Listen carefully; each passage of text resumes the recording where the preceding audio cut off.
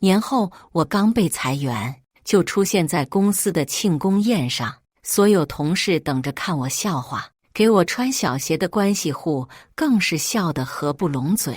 哟，大销冠怎么也沦落到来蹭饭了？我气笑了，反手坐到董事长爷爷身旁，扔给他辞退文件。大家好，开始今天的分享之前，希望你能给人间烟火点个订阅，我将会分享更多优质的内容。抱歉，陈先生，您不能进去。被服务员拦在门口，我心中一沉，皱紧了眉头。今天本是公司为年前重点项目举办的庆功宴，而我作为项目组的销冠，此刻却被拒之门外。哟，这不是陈凡吗？都被开除了，还有脸来参加项目的庆功宴呢？身后，徐峰穿着一身精心熨烫的黑色西装，身后跟着几个同事朝我走来。对上徐峰那戏谑的眼神，我不由攥紧了拳头。我就是被徐峰给挤走的，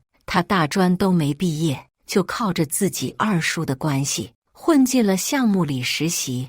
对于这种职场关系户，我向来不感冒，可就因为我没站对线妹，往后的半年里，徐峰没少给我穿小鞋。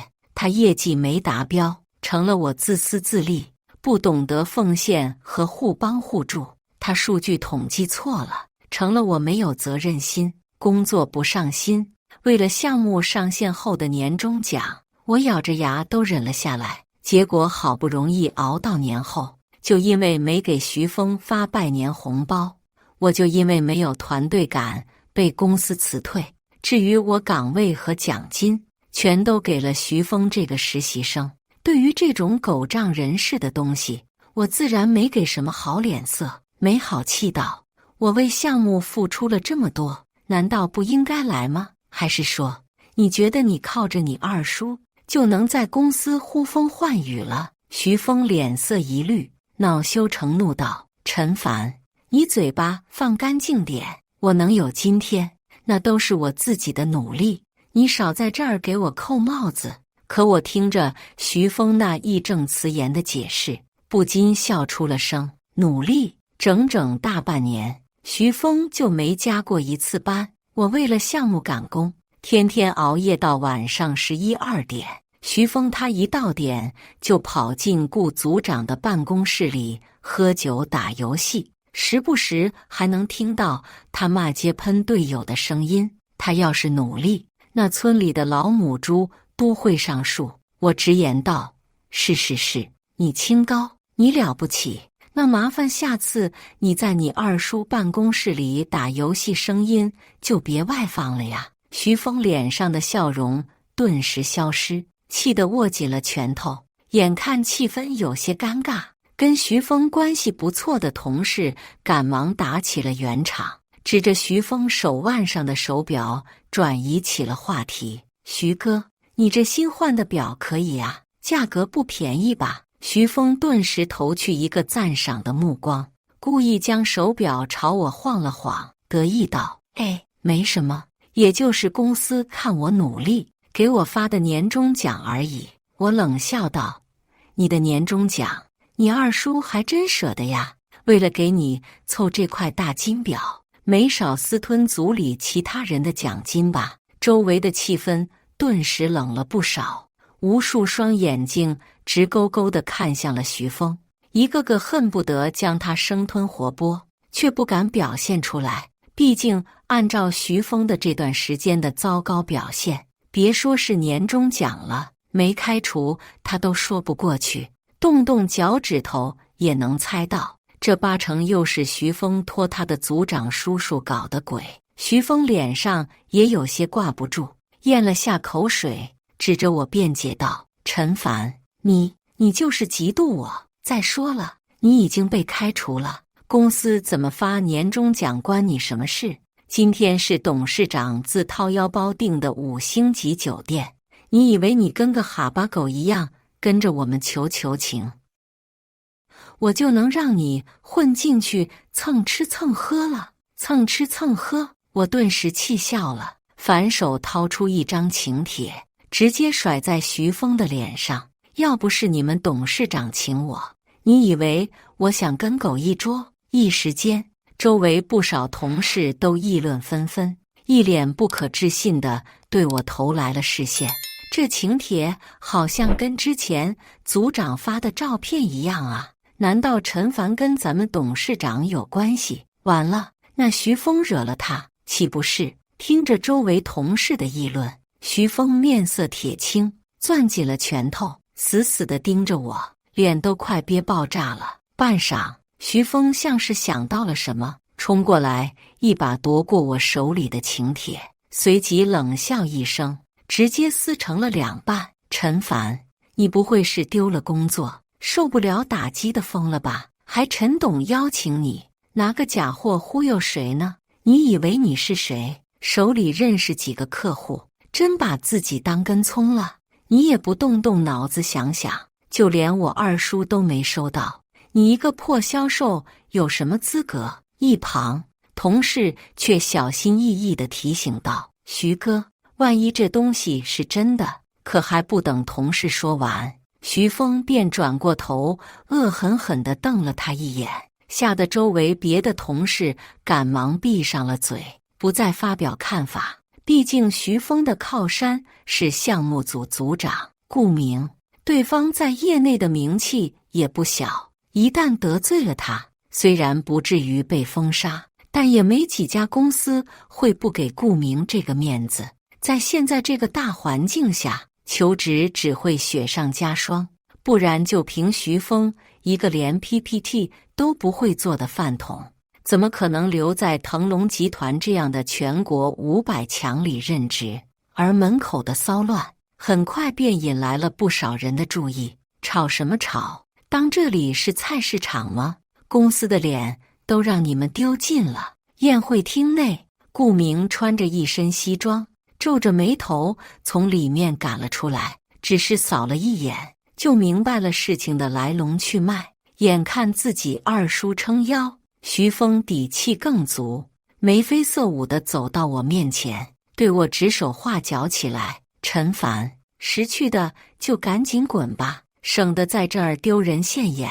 你以为谁都跟你一样斤斤计较，天天算计着那点钱？我就从没看过工资条，我每天哪怕什么都不做，就看顾组长怎么开会，听他讲什么，做什么，都是一件很幸福的事儿。你再看看自己，你被顾组长栽培了这么久，怎么就一点感恩都不懂？感恩？我听着徐峰的马屁，差点没笑出声来。抢了我的业绩，吞了我的奖金，占了我的岗位，感情我还得谢谢他。欺负老实人也得有个度吧。我刚要开口辩驳，顾明却清了清嗓子，走到我身旁，装出一副宽宏大量的模样，拍了下徐峰的后背。小徐，怎么跟人家说话呢？再怎么说，人家在公司干了1年，也算是你的前辈，没有功劳也有苦劳，吃顿饭而已，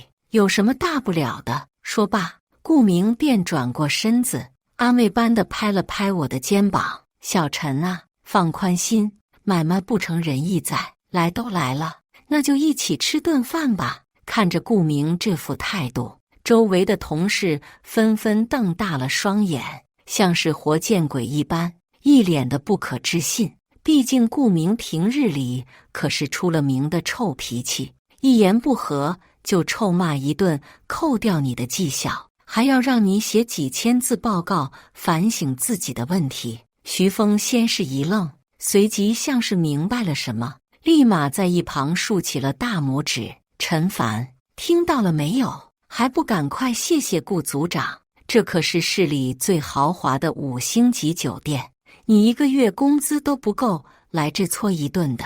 可我看着故作大度的顾明，不由皱紧了眉头。顾明在公司可是出了门的老狐狸，今天却一副道貌岸然的模样。黄鼠狼给鸡拜年，指定没安什么好心。我冷冷地瞥了2人一眼，没多说什么，径直走进了宴会厅。果不其然，我刚进去就发现了一个问题：现场并没有我的位置。眼看我停了下来，顾明还装模作样地叫来了徐峰：“小徐呀，去叫服务员加把椅子，来了就都是客人，总不能让人家站着吧？”身后，徐峰却故意捏着嗓子大声道：“哎呀，顾组长，恐怕不行啊！这里都是实名预定制的酒席，都是固定好的，加不了座位啊！”这一嗓子顿时吸引了整个宴会厅的注意，所有同事都直勾勾地看向了我。陈凡，他不是被开除了吗？怎么来有脸来这里？这还看不出来吗？人家是来蹭饭的。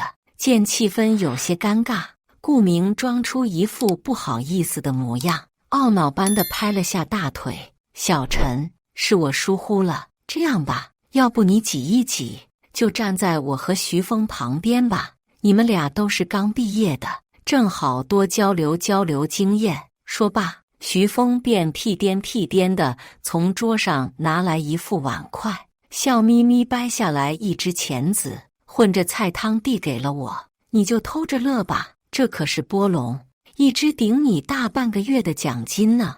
今天陈董请客，你多吃点，以后可就没这机会了。”面对这赤裸裸的羞辱，在场的一众同事却视若无睹，纷纷装作没看到，低下头默默吃起了菜。毕竟没人会为了我这样一个已经被开除的同事，去得罪自己的同事和上司。吃啊，陈凡，别客气嘛，大家都看着你，别让大伙扫兴嘛。徐峰笑得很开心，可欺负人欺负到这个地步，就算是泥捏的也忍不了。我看着他，冷笑着质问道：“徐峰，说这么多，你肯定口渴了吧？”被我这么一问，徐峰顿时懵了，还不等他反应过来，我冷笑一声，二话不说，直接夺过汤碗，走到徐峰的位置前，将海鲜汤倒扣在了徐峰的头上。这操作看得周围的同事纷纷目瞪口呆，小声议论起来：“我靠，这陈凡真勇啊，连徐峰都敢惹！嗨，光脚的不怕穿鞋的，人家都被开除了，还怕什么？”一时间，徐峰就像是急了眼的猴子，顿时没了之前的风度，从座位上跳了起来，慌里慌张地将自己的外套脱了下来。“陈凡，让你进来是看得起你，你别蹬鼻子上脸。”我看着徐峰那气急败坏的模样，嘴角不由扬起一丝笑意。怎么，刚才不还说我们是兄弟吗？这就装不下去了？闻言，徐峰冷哼一声，面色冰冷道：“陈凡，我劝你还是少耍嘴皮子。我没记错的话，你应该才毕业没几年吧？一旦被腾龙集团被调拉黑，后果……”听着徐峰赤裸裸的威胁，在场不少同事都纷纷低下了头。靠着自己在项目组里的权利，徐峰没少用这个威胁大家。毕竟销售这个行业最重要的就是信誉，一旦被老东家拉黑，甚至故意在你的履历上添几笔黑料，很少会有下家敢要你。可还不等我对回去，顾明便站起身来，一把将徐峰拉开。“你胡说八道什么？我说了多少次了，人家小陈喝不了酒，你看你又急，快给人家小陈道歉。”批判完徐峰，顾明便走到我身旁，拉着解释道：“小陈啊，小徐他这个人比较直，你千万别往心里去。你放心，咱们公司肯定不会为难你的。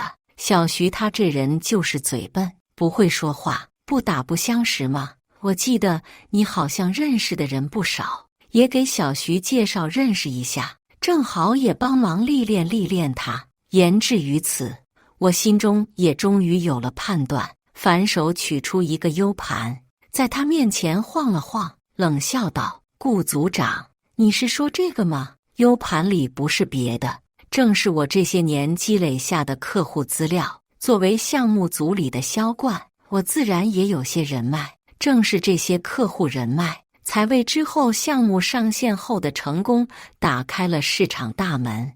看着我手里的 U 盘，顾明眼前顿时一亮，可还是强忍着激动的心，点头道：“没错，你们2个人年纪相当，私底下可以多交流交流，哪怕以后不在一个公司了，也可以当朋友吗？”闻言，我直接将 U 盘收了起来，冷笑道：“告诉你，不可能。”我看着脸色铁青的2人，心中已然有了判断。徐峰并没有掌握我的客户资源，也正是因为这个，顾明才从始至终装出一副大度的模样，跟徐峰一个唱白脸，一个唱黑脸，演了这么一出戏。之前项目大爆，顾明急着让我给他的侄子徐峰让位，却疏忽了这最重要的一点——工作交接。如今眼看自己的目的被揭穿，顾明的脸色顿时阴沉了不少，索性不装了，咬牙切齿地看向我：“陈凡，你是在威胁我？这本来就是你离职交接工作的分内之事，快把客户资料给徐峰交接，不然我现在就通知法务起诉你。”我看着顾明和徐峰那气急败坏的模样，心中不由一阵暗爽。不是关系户，只手遮天，呼风唤雨很牛吗？怎么现在不叫唤了？半晌，我看着2人，冷笑道：“交接？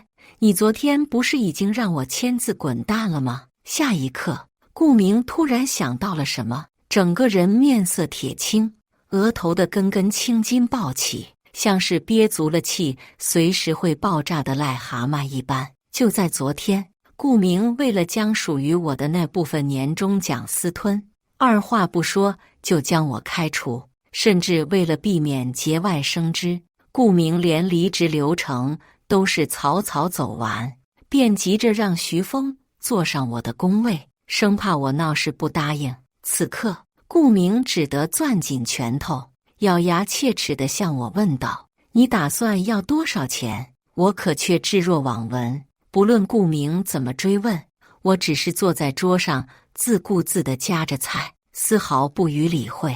顾明身为项目组的组长，本就心高气傲，要面子的很，现在当着这么多同事的面被我扫了面子，心里自然咽不下这口气。如果眼神能杀人，我估计早就被顾明给千刀万剐了。但我知道，不能主动开口要钱，万一对方事后说我敲诈勒索，那才是后患无穷。眼看我丝毫不给面子，顾明有些绷不住了，猛地拍了下桌子：“陈凡，你别给脸不要脸，信不信我今天就让你身败名裂，这辈子你都找不到。”可还不等顾明说完，门外酒店的值班经理和几个养眼的服务员便簇拥着一个白发老人走了进来，正是腾龙集团的董事长，也是我的亲爷爷。但因为意见不合，我们爷孙俩经常吵架。半年前，我更是直接从家里搬了出去，没再跟他联系。如今一看到我，爷爷便皱紧了眉头，脸色沉了下来。“你怎么在这？”还不等我开口，顾明便若有所思地点了点头，随即话锋一转，指着我说道：“陈凡，你平时在公司没大没小就算了，现在离职了还擅闯公司的饭局，冲撞了陈董，还不赶紧道歉？”可还不等我开口，爷爷便捕捉到了顾明话里的关键点，皱着眉头问道：“离职？这小子因为什么被开除了？”眼看陈董如他所愿问起了我的事，顾明像是抓住了救命稻草般，摆出一副义愤填膺的模样，指着我骂道：“陈董，您是不知道啊，这小子在公司天天不务正业，一到下班跑得比谁都快，不仅不对其组里的颗粒度消极怠工，还不服从管理，整天顶撞上司。要不是我和组里新来的徐峰力挽狂澜，咱们这个项目可就都被这小子给毁了。”顾明语气激动，一副恨铁不成钢、痛心疾首的模样，越说越起劲。我不由吐槽道：“我不务正业，组里谁不知道？每天数我来的最早，走得最晚。陈董眉头微皱，意味深长地看了顾明一眼，开口问道：“你说的都是真的？”眼看陈董有些怀疑，顾明赶忙激动地拍着胸脯解释道：“陈董，我是什么样的人，您再清楚不过了，我哪敢骗您啊？您别看这小子长得老实巴交的，他就是个有爹生没娘养的骗子，谁知道家里怎么教的？刚才他还伪造您的笔记，弄了份请帖，您可千万别被他给忽悠了。”说罢，顾明得意地瞥了我一眼，将我的请帖作为证据递了上去，一副稳操胜券的模样。可下一刻，陈董却将请帖直接砸到了顾明的脸上。“谁给你的胆子，扔了我给我孙子的请帖？”一时间，整个宴会厅都陷入了死一般的寂静。董事长的孙子，怪不得这么有恃无恐。陈凡这背景通天了吧？在场的同事无不倒吸一口凉气，一脸不可置信地看向我。顾明的脸色更是像坐过山车一般变幻不定。没什么见识的徐峰更是在一旁惊愕地说不出话来，直勾勾地盯着我，身体止不住地发抖。这怎么可能？你是董事长的孙子。而我只是微微一笑，转身看向瞠目结舌的徐峰，面色平静道：“你觉得我有骗你的必要吗？”闻言，徐峰脸色顿时煞白一片，像是被抽干了血一般，急忙跑到顾明身旁，颤抖地问道：“二叔，现在咋办呢？”至于顾明，此刻攥紧了拳头，仍旧无法接受这个事实，勉强挤出一个笑容，看向了我爷爷：“陈董，您就别开玩笑了，他就一个普通的毕业生销售，要真是您孙子，您直接安排到管理层不就行了？”闻言，爷爷则是冷哼一声，颇为不爽地看向顾明：“怎么？难道我要跟你一样，把自己的亲戚塞进公司，抢占别人的功劳，顶替别人的位置吗？”爷爷声音不大，可在顾明听来却是如同五雷轰顶，震惊得说不出话来。他为了安排自己的大侄子进公司，大搞职场关系户，结果没想到反倒把我这个董事长的亲孙子给踹了出去。这么劲爆的消息，顿时也吸引了宴会厅内所有同事的目光。一些手快的同事更是直接在网上查起了我的消息。我去，这上面有董事长一家外出的照片，这上面好像真是陈凡啊！活该，我早就看这俩人不顺眼了，以为自己拿捏了一个刚毕业的大学生，没想到人家是董事长的亲孙子，这下可有好戏看喽！一时间，关于我是董事长孙子的消息顿时传遍了项目组大大小小的同事群里，铁证如山。顾明此刻紧紧握着那张被他撕碎的请帖，一个恍惚，差点整个人都摔倒在地上。眼看大家都在看自己的笑话，顾明咬了咬，像是下定了某种决心一般，端起桌上的一杯白酒，便对着我陪笑道：“陈凡啊，你有这身份，怎么不早说呀？刚才我可能话说的有点重，你可千万别往心里去。我也是怕你们年轻人刚毕业，心高气傲，这才故意想要磨练磨练你们。”听着这蹩脚的解释，我赶忙抬手打断，冷笑道：“别，顾大组长，我懒惰，我没教养，我没大没小，我就是个有爹生没娘养的小骗子。跟您那才华横溢的大侄子比，我可担待不起。”眼看回旋镖打在了自己身上，顾明的脸顿时像是吃了苍蝇一般，支支吾吾半天，也说不出个所以然来。我看着他这副窘态，顺势阴阳道：“哎，顾大组长，您不用解释了，我都懂。反正我也被开除了，我还是走吧。毕竟按徐峰说的，我这样的人怎么配跟你们一起上桌吃饭呢？”眼看我起身就要离开，身后陈董那快要喷火的眼神，顾明顿时慌了。陈凡，你别走，误会，都是误会呀。可眼看我还是没有停下脚步的意思，顾明心一横，直接拉过来徐峰，当着我和爷爷的面，一巴掌便扇了上去。你个小兔崽子，谁让你欺负同事的？我有没有跟你说过，来了公司要珍惜这次机会，要与人为善，好好跟着人家陈凡学习技术。顾明这突如其来的一巴掌，顿时惊呆了所有人，就连我都没有想到，顾明为了保住自己的前途，能做到这个地步，甚至不惜当着所有人的面大义灭亲。不过这种狗咬狗的戏码，好看，爱看，我不介意再多来点。面对顾明这番操作，本就没脑子的徐峰甚至都没反应过来，一手捂着脸，不可置信地看向顾明。二叔，你打我干什么？我之前抢了别人的业绩，你都没说什么，现在你就为了陈凡一个外人欺负你的亲侄子。眼看徐峰越说越激动，顾明想死的心都有了。这纯纯的猪队友啊，当着董事长的面，不仅不想办法洗脱自己的嫌疑，反倒还一哆嗦把自己的黑料抖了个干干净净。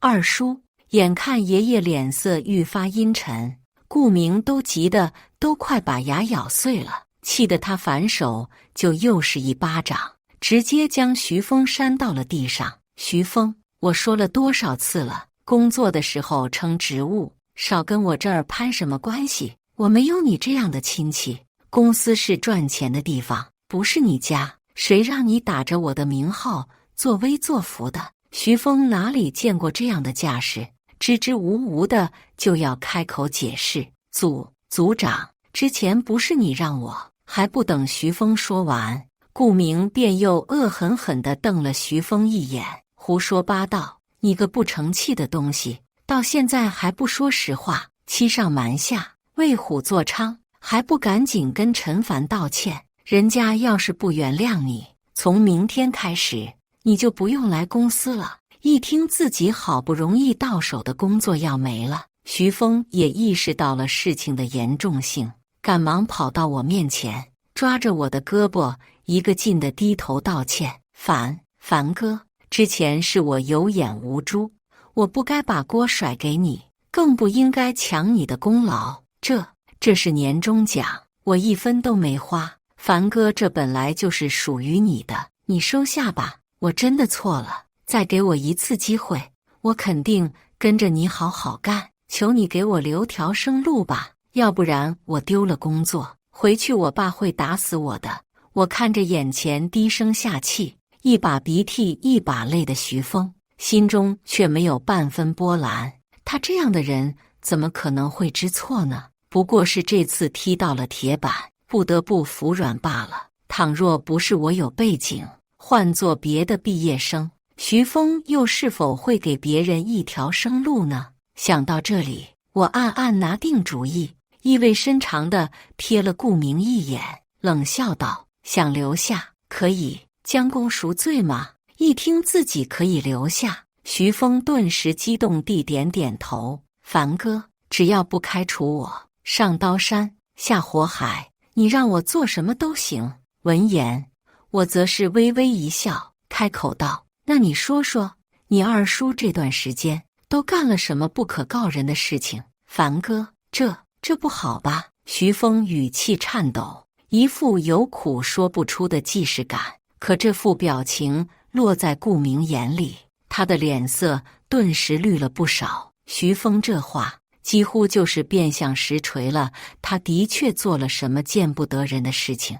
那恶狠狠的眼神，恨不得立马将徐峰生吞活剥。可惜董事长就在一旁，顾明就算有天大的怨气，也不敢表现出来，只得装出一副慈眉善目的模样，看向自己的大侄子徐峰。徐峰，有什么情况你尽管说，我作为组长，本就应该对项目组的事情负责。董事长在这儿，一定会给大家一个公平公正的答复。顾明几乎是咬着牙说出的这句话，毕竟他身为项目组的组长，靠着自己的资历，没少在组里作威作福，恨不得每天都用下巴看人。如今为了保住自己的位置，还要低三下四的跟我一个小辈服软，自然是有些难以接受，指甲都快掐进掌心里。可惜就凭徐峰的脑子，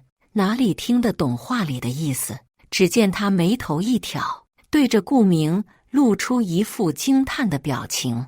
二叔，你人还怪好嘞。徐峰转头看向我爷爷，直言不讳道：董事长，我二叔他其实挺好的，做人特讲诚信，组里面都知道。听到徐峰这么说，顾明顿时长出了一口气，看向徐峰的眼神都多了几分赞许的意味。可下一刻，顾明的笑容便彻底僵住，取而代之的则是深深的恐惧。我二叔收了钱准办事儿，之前他谈什么卫生纸的采购，说给他50%的回扣就帮忙谈拢。我二叔收了钱，第2天就办妥了。此话一出，四周顿时有不少同事骂了不少。靠！我就说怎么上个月的卫生纸怎么一擦就破，直接沾了我一手。还有组里的打印纸，糙的墨迹都散开了，客户还怪我没保存好文件。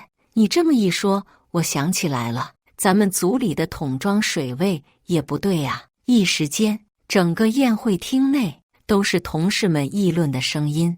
自打顾明负责这个项目后，明明项目的业绩蒸蒸日上，可日常的福利待遇和办公用品确实越来越差。大家心里都有些猜测，但苦于没有证据，也不好乱说什么，生怕被顾明听到给穿小鞋。现在徐峰自报家门，大家这才将各种不满都爆发了出来。眼看项目组里怨声载道，爷爷的脸色也变了不少。千里之堤，溃于蚁穴。腾龙集团作为全国500强的企业，如今却出了这样令人啼笑皆非的变故，爷爷自然不会置之不理。只见爷爷冷哼一声，看向顾明寒声道：顾大组长，我需要一个解释。顾明身子猛地一颤，紧张地咽了下口水，这才赶忙解释道：陈董，这里面肯定有什么误会，徐峰他都是乱说的，他是为了报复我，才故意把这些脏水往我身上泼。陈董，我跟了您这么多年，您还不清楚我是什么样的人吗？说罢，顾明又急忙扑到徐峰面前，抓着他的肩膀拼命摇晃，怒吼道：徐峰，我可是你二叔，是我给了你这个实习的机会，你到底收了别人什么好处，居然帮着外人陷害我？徐峰哪怕见过这样的阵仗，当即就被吓懵了，瘫坐在地上，说不出一句完整的话来。我却不以为然，直接将早就准备好的辞退合同扔到了桌上。省省力气吧，顾组长，你做了什么？大家都心知肚明，看在你过去为公司付出的份上，现在签字离开，大家都体面一些。看着桌上的辞退合同，顾明先是一愣，随即一脸不可置信地盯着我。辞退我？我可是公司的元老陈凡，就算你是陈董的孙子，腾龙集团也不是你们陈家的一言堂，凡事都要讲证据，话可不能乱说。我不由冷笑一声，哪怕快要被辞退，顾明这个老狐狸不忘记给我和腾龙集团身上泼脏水，但我也不是那么好拿捏的。想要证据，可以，那就让你死得明明白白。我冷哼一声，直接跟服务员要来电脑，将手中的 U 盘插了进去，连接了宴会厅的大荧幕。下一刻，在场的人纷纷倒吸了一口凉气，整个宴会厅内顿时回响起了顾明的声音：咱们这关系多熟啊，一句话的事面试什么面试？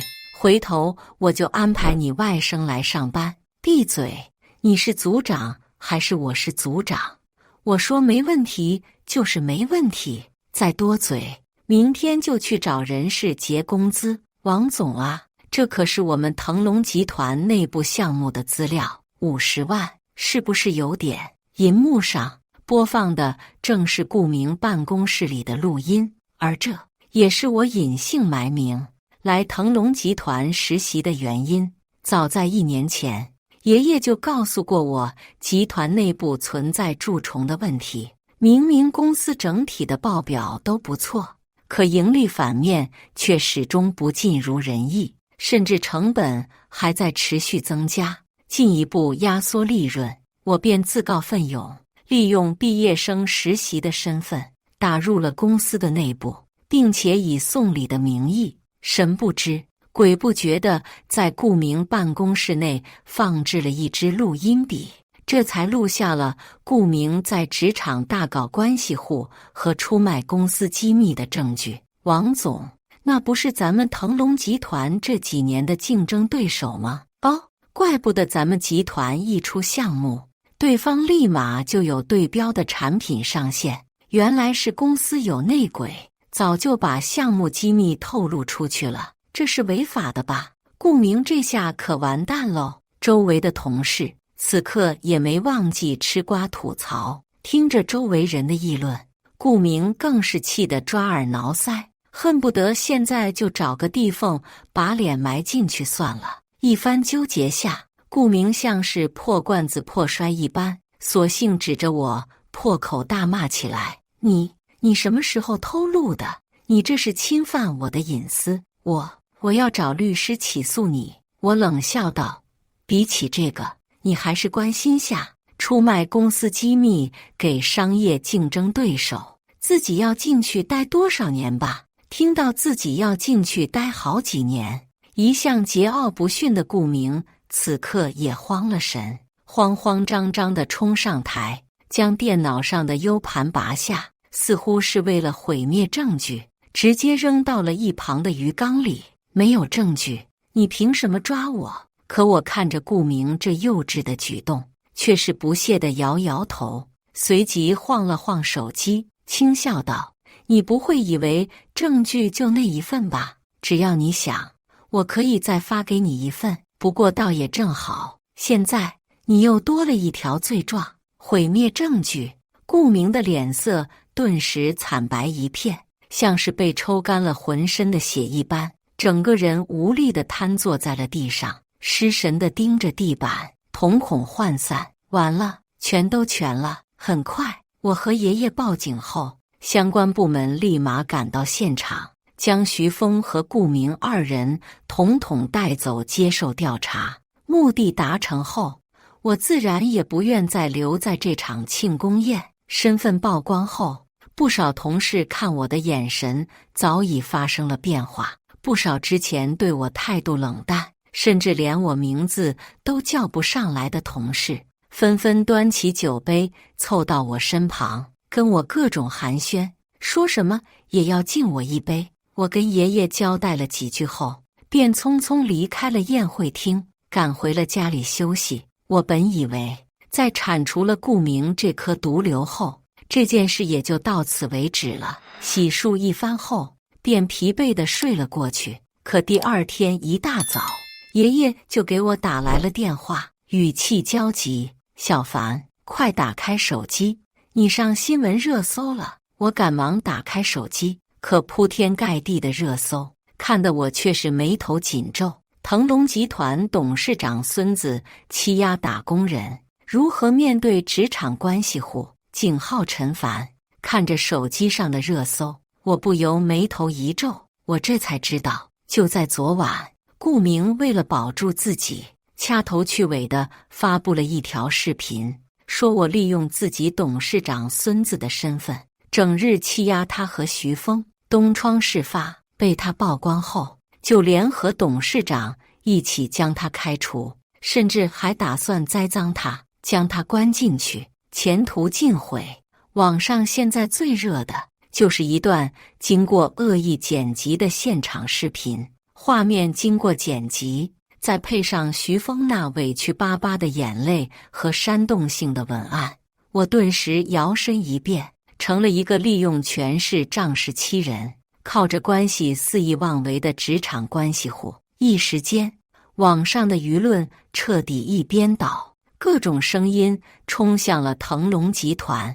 不少网友更是激动地扒出了我的个人账号，在下面疯狂留言：“你爷爷是董事长了不起啊，人在做天在看，你就等着遭报应吧！”气斗冷，我们打工人什么时候才能站起来？举报，必须举报！不是喜欢搞关系户吗？让他公司彻底完蛋！在网友大规模的正义制裁下，腾龙集团的股价一路下跌，就连公司的董事会都有不少股东向爷爷那边施压，让我赶紧出来赔偿道歉，平息事端，以免影响和别的公司的合作。我顿时感到一阵头大，明明对方才是关系户，在职场作威作福，如今反倒我成了人人喊打的那一个。这样造谣，一时半刻根本不可能说得清。即使是走法律程序，短期内公司也必定会受到影响。我正打算找律师咨询时，却有一个陌生的号码打了过来。哟，这不是凡哥吗？怎么听声音好像精神不是很好呀？看着态度嚣张，与昨天截然不同的徐峰，我不由攥紧了拳头，咬牙道：“徐峰，你二叔指使你发的视频，对不对？造谣是要负责的，我劝你赶紧删了。”电话那头，徐峰却一脸无所谓地摊了摊手，得意道：“陈凡，我可是录着音呢，你最好放客气点。要不是你昨天诓我，我和我二叔怎么可能丢了工作，还被带去调查做笔录？”说罢，电话那头又换成了顾明，直接给我发来一份电子保密协议。陈凡啊，现在网上怎么说的，你也都看到了。想要解决呢，也简单，赶紧去撤诉，顺便给我和徐峰500万离职补偿，不然就算我被关进去，我也要你们家吃不了兜着走。我眉头不由一皱，开口问道：“那我要是不给呢？”顾明却冷笑一声：“你要是不给，就别怪我不客气。我就不信偌大的腾龙集团就查不出一点问题，到时候你损失的可就不止500万了。”面对顾明的敲诈勒索，我深吸了一口气，冷哼一声，直接挂断了电话。越是这种时候，越是不能陷入自证的陷阱。舆情变成这样，不论我上传什么证据，都会被认为是伪造的，用来洗地。最好的方式就是等待，毕竟我早就向有关部门提交了顾明经济犯罪的证据，顾明被抓只是时间问题。现在他才是热锅上的蚂蚁，试图用谣言吓唬我，让我赶紧撤诉。想通这一点后，我直接将消息发给了公司的法务，在家忙起了手头的工作。果不其然，当晚顾明便坐不住了，焦急地给我打来了电话：“陈凡，你考虑清楚了没有？你们公司的股价今天可都跌停了。”你还不等顾明说完，我便直接挂断了电话。很快，顾明又重新打了过来：“谁让你挂我电话的？臭小子，信不信我？”我打了个哈欠，又挂断了电话。闹了这么几次，电话那头顾明的态度也终于软了不少，咬着牙说道：“300万，给我300万总行了吧？”我眉头一皱，抬手刚要挂断，顾明急忙喊道：“行行行，100万，我就要100万！你现在就去撤诉，我立马就去网上道歉，说那些都是我恶意剪辑的视频，说你是清白的，这下总行了吧？再闹下去，对你和我都没有好处。”我听着电话那头顾明气急败坏的声音，默默打开了免提，将手机交给了警方。“你好，顾先生，你现在涉嫌恶意造谣，破坏公共秩序，请你立马来一趟。”电话那头瞬间陷入了沉默，显然顾明也没想到我居然直接找到了警方，全部公事公办，随即慌慌张张地挂断了电话。等警方上门时，只找到了还在呼呼大睡、做着报复梦的徐峰。我这才知道，顾明直接潜逃了。可天网恢恢，疏而不漏，第二天就在隔壁市的高铁站抓住了顾明。随着案件的调查公布，各种证据资料也被有心人发在网上，彻底引爆了整个网络。原本还义愤填膺要给打工人鸣不平的网友，顿时调转了方向，挖出了徐峰和顾明不少的黑料。原来顾明早就是个惯犯，靠着倒卖机密、挪用项目资金，游走于违法的边缘。如今东窗事发，还将不少人给拖下了水，家里人更是纷纷避之不及。据说顾明想让家里人送几件过冬的衣服，都打不通家里的电话。而经过这件事后，虽然项目组的风气好了不少，可我仍旧没有选择继续留在公司。毕竟大家都知道了我的身份，相处起来难免会有些隔阂。你在凝视深渊时，深渊也在凝视着你。我也不想步顾明的后尘，成为公司第二个关系户。徐峰坐吃山空也不是我的性格，我选择了一个全新的领域，隐姓埋名，开始了我新的打工生涯。而这一次绝不会再有什么职场关系户了。全剧完，接下来是我们本期第二个故事。公司裁员，裁掉了1人，干了7人活的我还不给任何赔偿，我被气得浑身发抖。周扒皮，你这样做是犯法的，我可以直接去告你。周扒皮小人得志地笑着，我就违法解除了，老子在劳动局有关系，1审2审都有人，你一个女孩尽管去告，拖你个2年半，甭想再找到工作。后来大批合作商跟公司退货，资金链即将断裂，前老板打爆了我的电话，求我放他一马。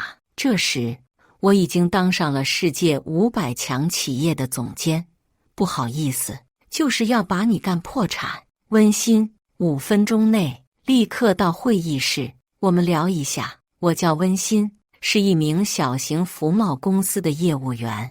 今天一大早收到了人力资源部门发来的约谈消息，果然万恶的资本家这是要冲我下手了呀。我们老板周扒皮是个抠搜小气的男人，狗在他面前经过都要被他训斥2句。周扒皮之所以能创业成功，并不是由于他本人多有能力，而是赶上了当年服装创业的风口。但他本人并不这么认为，认为自己靠的都是能力，所以他很喜欢外行人点评内行，不懂装懂。自从半年前设计总监跟老板吵架，带走一批人离职之后，公司的效益一天不如一天。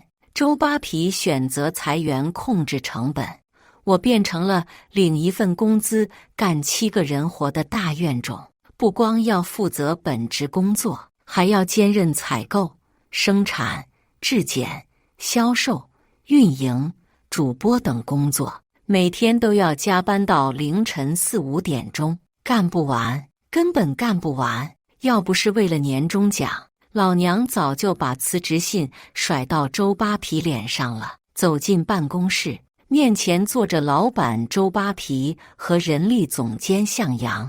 我悄悄打开手表的录音功能，向阳看了周扒皮一眼，开始今天谈话的主题。最近几年行业波动大，公司经营困难，要对人员进行精简，你也在本次的名单之中。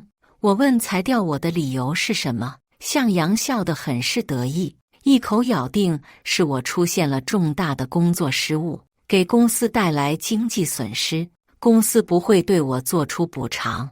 让我赶紧收拾东西滚蛋。我望着周扒皮理直气壮的脸，几乎要被气死。要脸吗？听听，说的是人话吗？上个月我设计出了面料方案，他为了节约成本，硬是把优质面料换成劣质产品，客户很是不满意，直接退货并解除了合作。公司损失了上千万的订单，想拿我当替罪羊，门都没有。我拿起手机，将之前保留好的聊天记录截图直接甩了出来。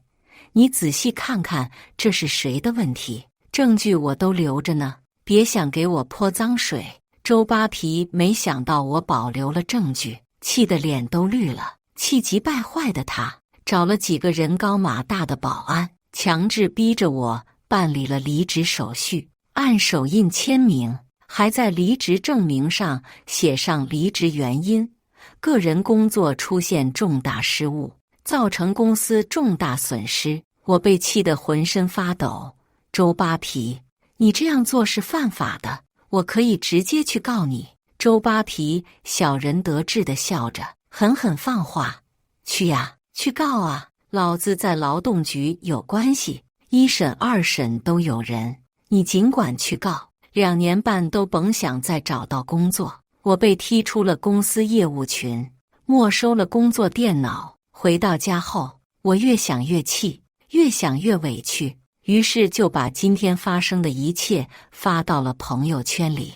朋友圈刚发出去不到5分钟，之前离职的前总监主动给我打来了电话，表示愿意帮我联系仲裁律师，并且邀请我到他担任经理的世界500强企业当总监，待遇整整翻了10倍。这么多，我又惊又喜。前总监说我值这个价钱，他一直都很欣赏我，看重我对市场的开拓能力。是的，我有很强的营销能力。大学的时候，我就注册了自己的个人自媒体账号，分享关于服装设计的干货，运营至今，全网加起来已经有100多万的粉丝了。平时除了本职工作，我最大的收益来源就是我的自媒体账号，这也给了我一直跟周扒皮号的底气。我在前公司的时候，直播带货行业兴起，我凭借一己之力给前公司运营起了一个20多万粉丝的直播账号，账号带来的直播订单占了公司收益的大头。但周扒皮不愿意花钱请主播，所以我运营账号的同时还得担任主播卖货，已经为前公司累死累活了。我不出口恶气都对不起自己。我接受了总监的好意，将自己手里的录音和视频都提交给了律师，请他帮我走劳动仲裁。周扒皮，你准备好了吗？我要让你明白欺负老实人的代价是什么。就这样，在前总监的安排下，第2天我就无缝衔接入职新公司，而那张写着个人工作出现重大失误，造成公司重大损失的离职证明也被 HR 微笑着撕碎，丢进了垃圾桶里。欢迎加入豪恒集团。 HR 笑着邀请我，在我们这里你可以做你想做的一切，包括复仇周扒皮吗？ HR 没有说话，只是微笑。 OK， 我懂了。入职后，我第一时间联系上了前公司的客户们，告诉他们我离职的前因后果。听完之后，客户爽快地将新订单交付给了我。客户告诉我，之所以愿意合作，主要是认可我这个人尽职敬业的态度，对我放心。我很感动，这么多年的尽心付出收获了回报。公司的每一笔订单都是我亲自跑来的。为了得到与客户见面的机会，寒冬腊月，我发着高烧，等在客户办公楼下，一等就是一整天。当客户的产品出现质量问题时，哪怕是远隔千里，我也会亲自前往现场排查问题。除了我，整个公司谁能做得到？几乎所有人都看到了我的努力，唯独周扒皮视而不见。前公司的大客户陆续被我挖来，而我为新公司打造的直播带货账号上线3天就达到了营收千万级的行业纪录。我在与客户所有的合同中都加上了一条：与本公司合作期间，严禁同周氏服贸公司有任何商贸往来。是的，没错，就是要报复周扒皮。靠着一系列辉煌的战绩，我在新集团里的地位稳固了下来。还在前公司上班的同事跟我分享消息，我离职之后，客户流失严重，新对接的业务员无力维护，销售数据越来越差，销量直线下降。当客户们得知我离职的消息之后，直接取消了合作合同，公司的收益断崖式下跌，一连损失3个千万大单后，坐不住的周扒皮挨个登门拜访客户，试图拉回订单。可惜周扒皮并不知道，公司的客户们都是奔着我来的。笑话，真以为你自己出马就能管用吗？他压根就不具备基础的谈判技能，成功惹毛了所有客户，通通吃了闭门羹。这一切都在我的预料当中。还有质检，因为实习生对产品把关不合格，直接让公司亏了1000万。周扒皮赔的心都在滴血。前公司的每一样产品出库之前，我都会逐一检查，严格按照流程把关。这么多年熬下来，我的眼镜度数从200度熬到了600度，身体也熬垮了。现在回想自己以前，真的恨不得抽自己2个大嘴巴子，实在是太傻了，把命卖给了公司，最后什么都没有得到，还落了个扫地出门的下场。果然，周扒皮通过以前的同事联系我，想请我吃饭和解，并且愿意把赔偿补给我。同事还说，我走了以后，周扒皮舍不得花钱请主播，于是就把主意打到了我的身上，想拿走我100万粉丝的直播账号。我气笑了，以前怎么没觉得周扒皮竟然这么脑残？长得不美，想得还挺美。这顿约饭，我还是答应了下来。我也想看看周扒皮能玩出什么花来。结果在饭局上，周扒皮一见到我就劈头盖脸地质问我，离职的时候没有交接工作，还把公司客户挖走，公司现在一团乱麻。我被他的强词夺理气笑了，大骂他是个不要脸的老东西。明明是他强制让我离职，也没让我交接工作，现在还有脸说是我的错，还不忘提醒他，我的离职手续勾选了工作已经交接的选项。周扒皮不觉得自己有错，还施舍般地告诉我说可以赔 N+1，但要求我必须把挖走的客户还回去，同时带一下新人，把新人培养出来之后，他才愿意给钱。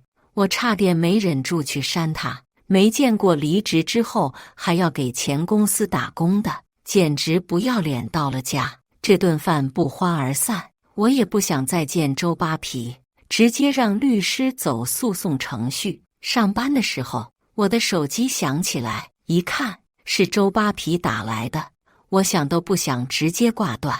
周扒皮开始发语音，你之前在公司除了运营公司账号，还有一个自己的账号吧？这个账号也是公司的资产，你把账号和密码发给我。我发了一连串的问号过去。周扒皮，你不给我，我有资格去起诉你。我笑了，公司跟我签的是劳务合同，不是直播合同，我的账号是个人财产，你没有资格拿走，尽管去起诉。周扒皮似乎料到我会拒绝，话锋一转，那你帮我带个新人吧，直播运营部我新招了个运营，你教他一下怎么运营账号，你把他带出来，账号就归你了。我看到这消息直接笑了，慢悠悠地回复，个人账号本来就是属于我的，我签的是服装设计师的劳动合同，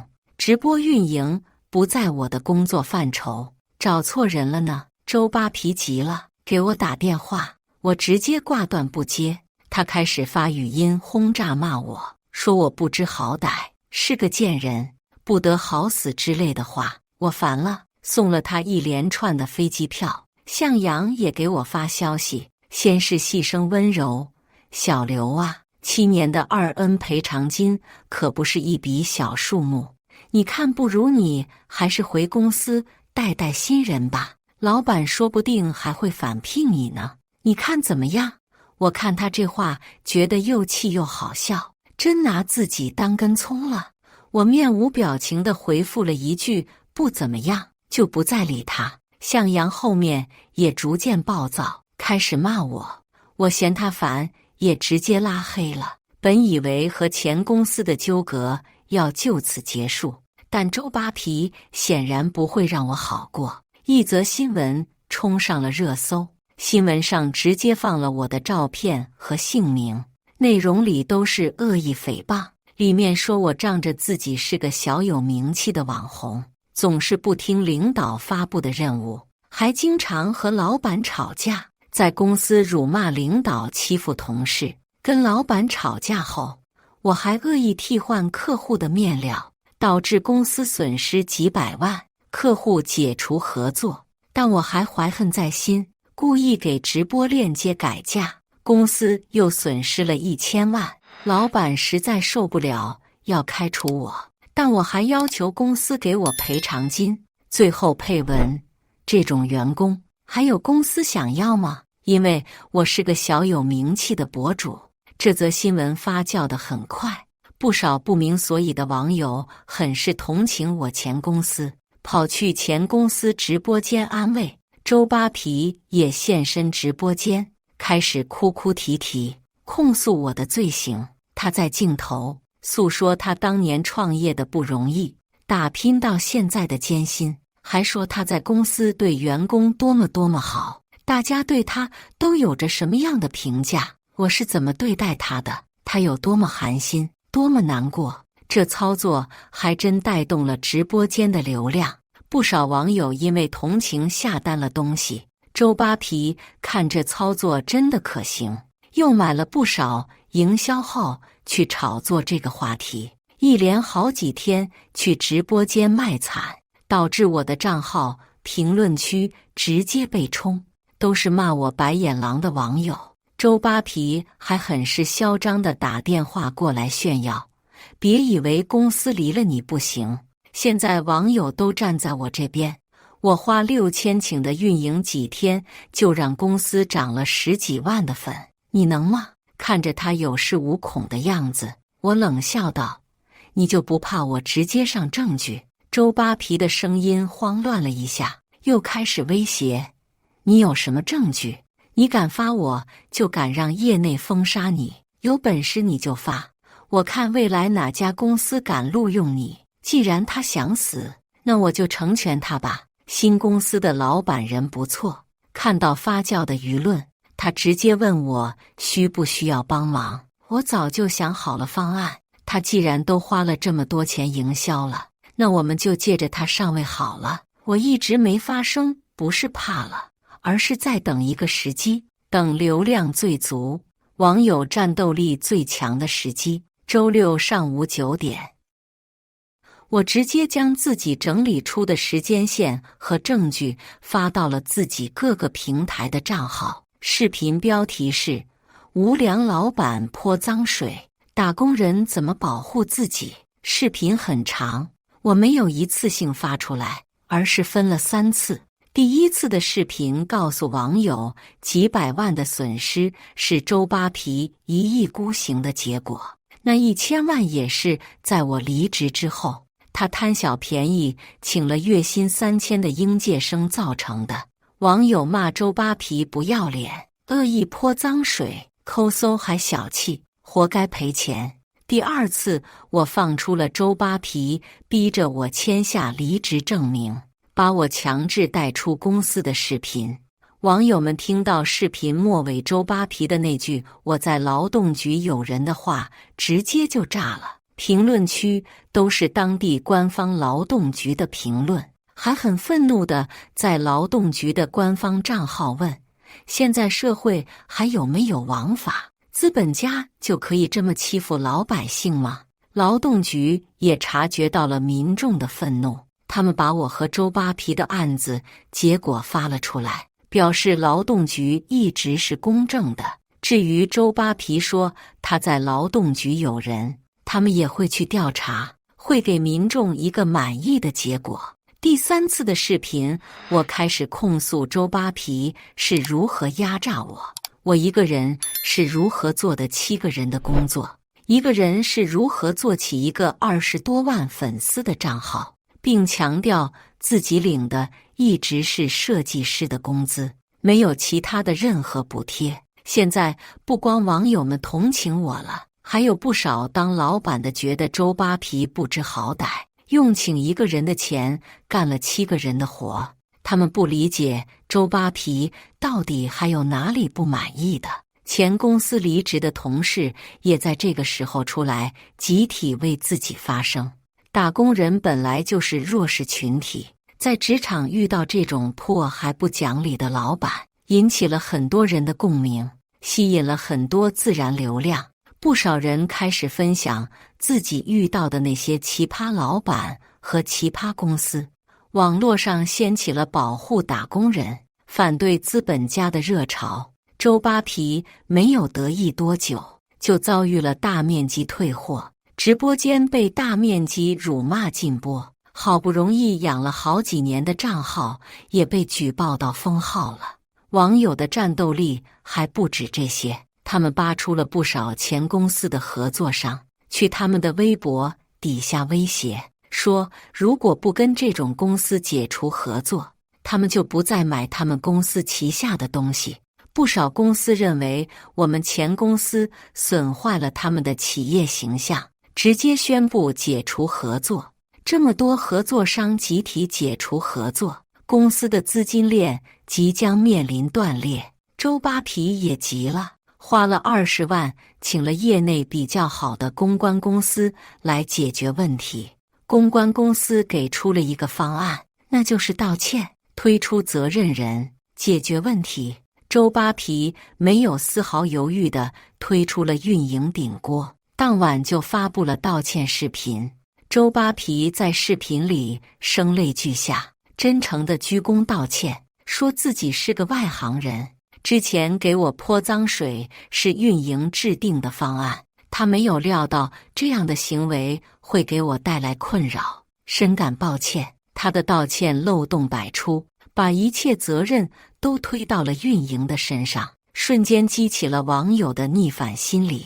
就是啊，通天都不承认自己的错误，真的是傲慢极了。果然是当老板的呀，我们这些小老百姓惹不起。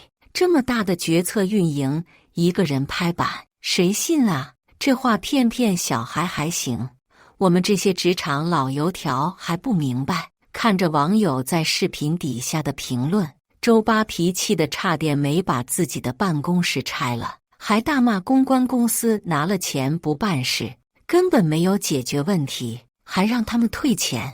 公关公司也对周扒皮很是无语，直接甩出了合同，告诉周扒皮他们制定的公关方案没有任何问题。他死活不愿意承认自己的错误，挑着读道歉的稿子，推卸自己的责任。得到这种结果不是他们的责任。公关经理也是没见过像周扒皮这么难伺候的客户，不光不配合，还倒打一耙，直接撂挑子不干了。公关界有名的公司也就那几家，被这家公关公司拉黑之后，其他公司也知道周扒皮的德行了。再加上现在网上一团乱，这种烂摊子也没有什么公关公司愿意接手。但是周扒皮这几年还是有些人脉的，有人劝他最好取得我的原谅，跟我道歉。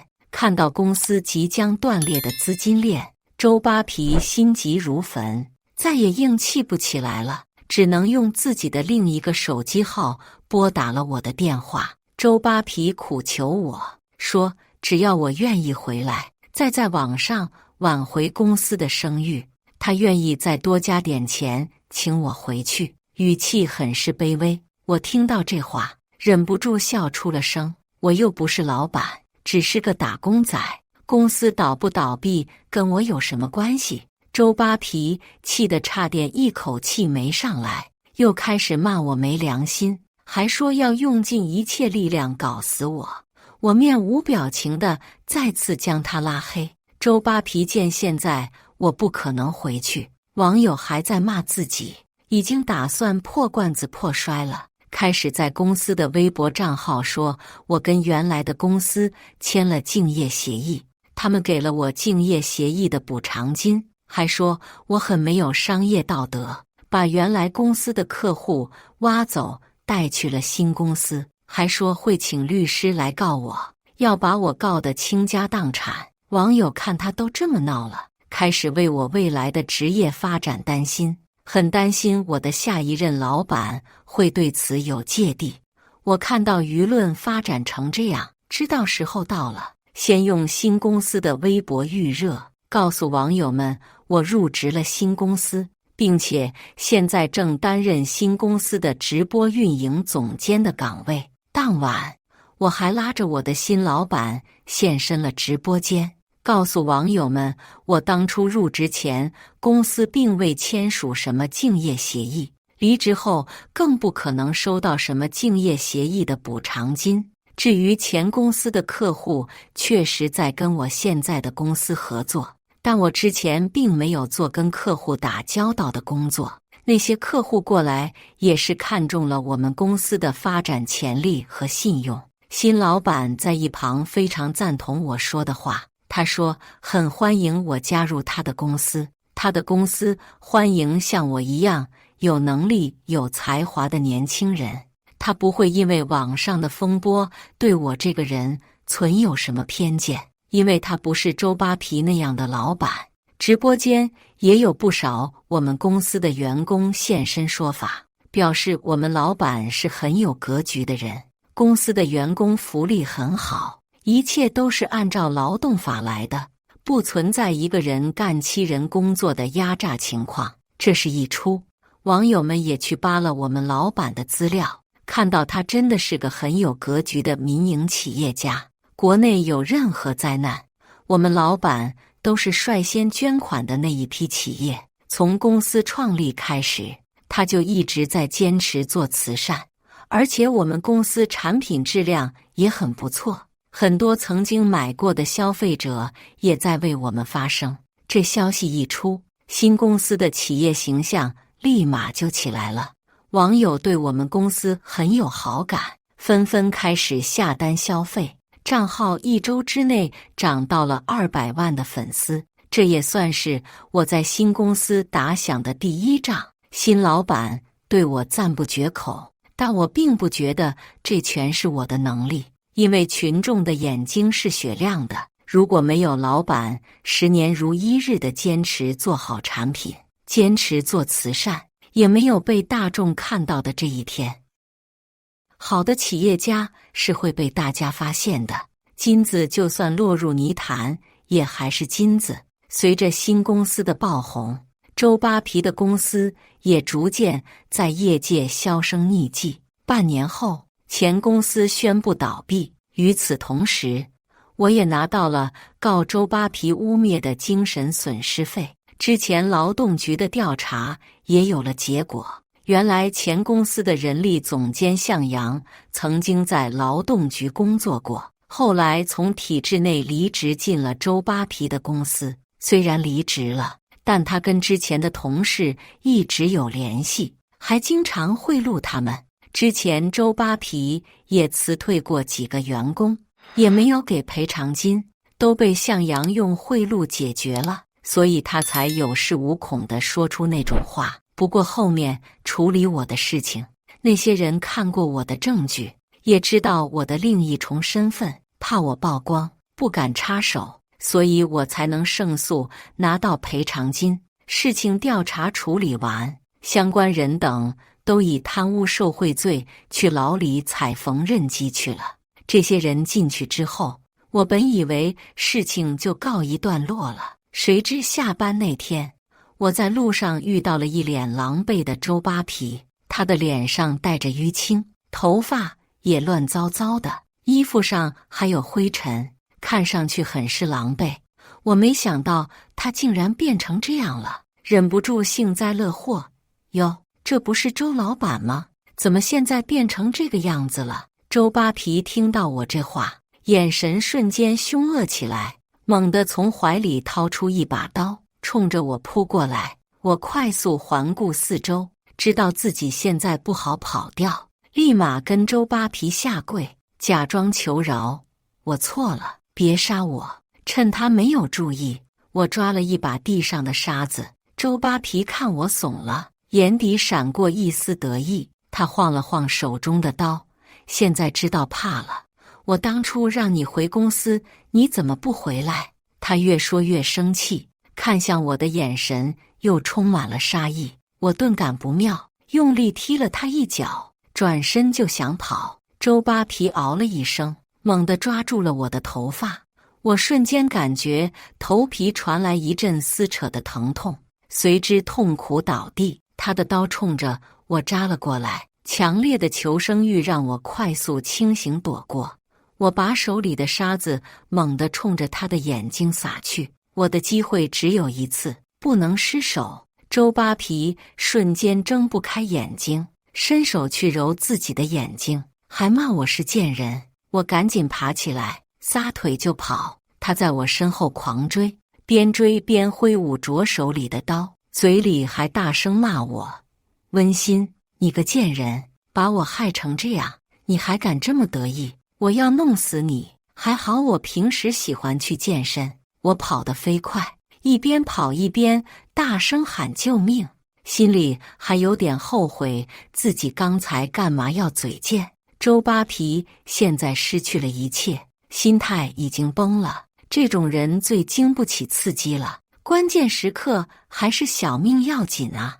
我的呼救声很快吸引了不少路人的注意，有不少人怕伤害到自己赶紧躲开，但还是有几个练过的大哥伸出了援助之手。趁周扒皮没有防备，一个大哥身姿矫健地夺过他手中的刀，一个擒拿将他按在地上。听到周扒皮的惨叫声，我才松了口气，停下来一边喘气一边跟大哥道谢。周扒皮很快被抓进了牢里，最后以故意杀人未遂罪进了牢里，被判了6年的有期徒刑。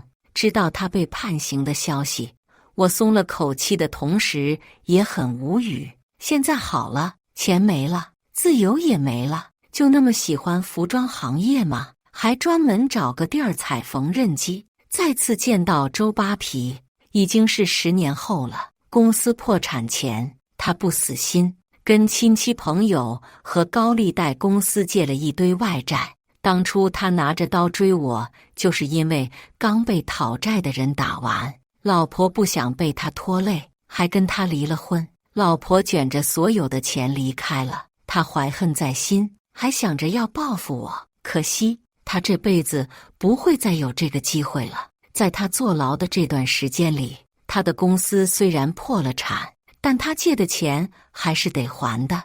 我把他的地址和所有信息全部交给了他的债主们，他的后半生只能跟债主们打交道了。在债主们的逼迫下，他已经50多岁的年纪，还得去其他公司打工，因为有前科。